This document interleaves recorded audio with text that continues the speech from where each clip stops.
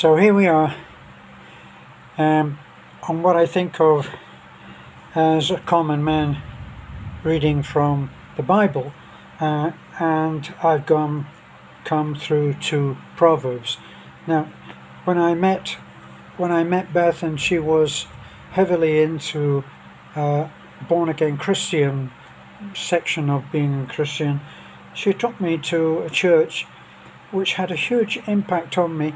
I never considered myself religious, and the visit had a great impact on me. We went to a church in Cebu, and having been a professional musician for most of my life, I listened to apparently the daughter of the pastor of the church, and she sang several Christian songs which had a huge emotional, spiritual effect on me.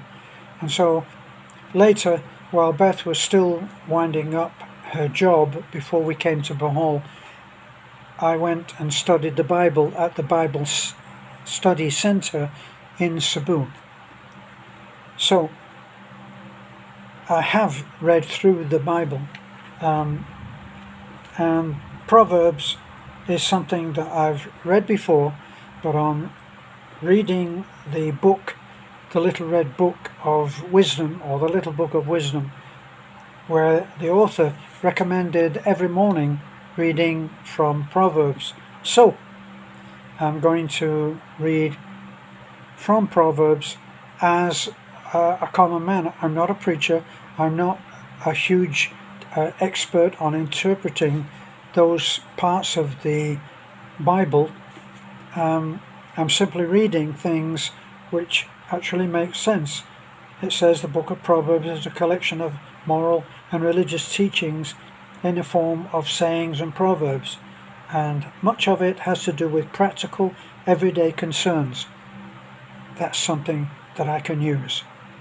So, Proverb 1, the value of Proverbs. The Proverbs of Solomon, son of David and king of Israel. Here are proverbs that will help you recognize wisdom and good advice, and understand sayings with deep meaning. They can teach you how to live intelligently and how to be honest, just, and fair. They can make an inexperienced person clever and teach young people how to be resourceful. These proverbs can even add to the knowledge of the wise and give guidance to the educated, so that they can understand the hidden meanings of proverbs and the problems that the wise raise. So, advice to the young. To have knowledge, you must first have reverence for the Lord. Stupid people have no respect for wisdom and refuse to learn. My child, pay attention to what your father and mother tell you. Their teachings will improve your character as a handsome turban or necklace improve your appearance. Well, you know that a famous celebrity in America, I think it was George Burns, he said on listening to Mother and Father, The Offspring, wasn't that the phone call that every father, in my case I'm a father, that every father dreamed of receiving, where the son would call and say, "Hi, Dad, you were right about everything."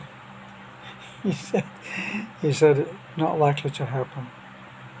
So, my child, when sinners tempt you, don't give in. Suppose they say, "Come on, let's find someone to kill. Let's attack some innocent people for the fun of it.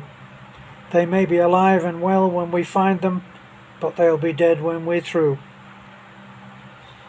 We'll find all kinds of riches and fill our house with loot. Come and join us and we'll all share what we steal." There are people like that. It's a bitter pill for people who try to live their life in a moral way, but it's a fact of life. So my child, don't go with people like that. Stay away from them. They can't wait to do something bad. They're always ready to kill.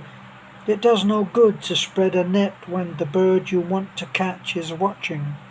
But people like that are setting a trap for themselves, a trap in which they will die. Robbery always claims the life of the robber. This is what happens to anyone who lives by violence. Well, that's a very popular saying, isn't it? Live by the sword, die by the sword. So wisdom calls. Listen, wisdom is calling. It's calling out in the streets and marketplaces, calling loudly at the city gates and wherever people come together. Foolish people, how long do you want to be foolish?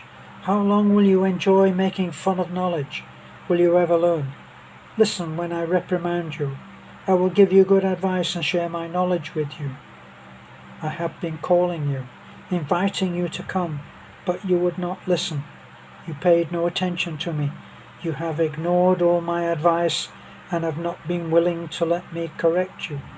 So when you get into trouble, I will laugh at you. I will make fun of you when terror strikes. My mother used to have this saying, and she would say, don't come running to me if you get in trouble. In other words, if you've led yourself into a situation where you have been led astray, let's face it, it's always someone else who's leading us astray, isn't it? We never initiate that ourselves. And right now, I made a joke of that to try to get that point over to my son. And I used to say to him, I'm telling you about climbing trees. If you fall, don't come running to me if you break your leg. I told that to the Filipino kids here. They think that's very funny when they finally got the joke. I will make fun of you when terror strikes, when it comes on you like a storm, bringing fierce winds of trouble, and you are in pain and misery. Then you will call for wisdom, for I will not answer. You may look for me everywhere, but you will not find me. You will never have any use for knowledge, and have always refused to obey the Lord. You have never wanted my advice or paid any attention when I corrected you. So then, you will get what you deserve, and your own actions will make you sick. Inexperienced people die because they reject wisdom. Stupid people are destroyed by their own lack of concern.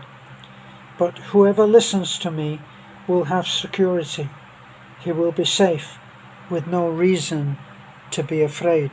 You think about it, how the way that this strikes me is that sometimes we've failed to make adequate provisions for making sure that everything goes well, and we haven't done that because maybe it cost a little too much. Maybe we had to pay for that provision and we thought, I can get away without it. I tell my wife to wear jeans. I tell her to wear a jacket. I tell her to wear a crash helmet when she rides, and she says, no, don't worry, I'll be very careful. So, I wonder how careful she will feel if she falls again, which she's done many times. And anybody who will fall again when they didn't take the precaution, of course, you and I are the exceptions. We would never do that, would we? So the rewards of wisdom, and I'll keep it to this one. This is Proverbs 2. The rewards of wisdom. My child, learn what I teach you and never forget what I tell you to do. Listen to what is wise and try to understand it. Yes, beg for knowledge, plead for insight. Look for it as hard as you would for silver or some hidden treasure. If you do, you will know what it means to fear the Lord and you will succeed in learning about God. It's a difficult one for most people, I think, who are perhaps on the cusp, on the fence of thinking biblically or religious in a spiritual way, to think about being God-fearing. And I think that maybe there's something in the translation of fear that would make it difficult for English-speaking people to judge that. And of course, I know that there are people who are much, much more clever than I am who will have something to say on that, and I look forward to hearing what you're saying. And I see that I've been at 10 minutes, so I'm trying to keep it so that it's reasonable. So, it is the Lord who gives wisdom. From him comes knowledge and understanding. He provides help and protection for those who are righteous and honest. He protects those who treat others fairly and guards those who are devoted to him. If you listen to me, you will know what is right, just, and fair. You will know what you should do. You will become wise, and your knowledge will give you pleasure. Your insight and understanding will protect you and prevent you from doing the wrong thing. They will keep you away from people who stir up trouble by what they say. Those who have abandoned a righteous life to live in the darkness of sin, those who find pleasure in doing wrong and who enjoy senseless evil, unreliable people who cannot be trusted. Well, we all know those people, don't we? We all know that it was a bitter pill for me as I went and tried to be the best person that I could be, to find that there are people who actually enjoy doing bad things. Maybe it may be a transitional thing, that they are going through a particular way of enacting life, and they're not always going to be bullies. I know that this is true. I know that if I look back on my own life, that I've changed a great deal in the way that I think something is right or wrong. And I look back in horror at some of the things that I've done. I've made more than my fair share of mistakes and done things which I look back and think on those things. How could I have thought that that was okay? But we have to move on. We can't pay the bill for that over and over and over. And we have to allow ourselves a new start. Otherwise, it would be a very, very hard life, wouldn't it? So, I will continue on this on the next video. Thanks for watching.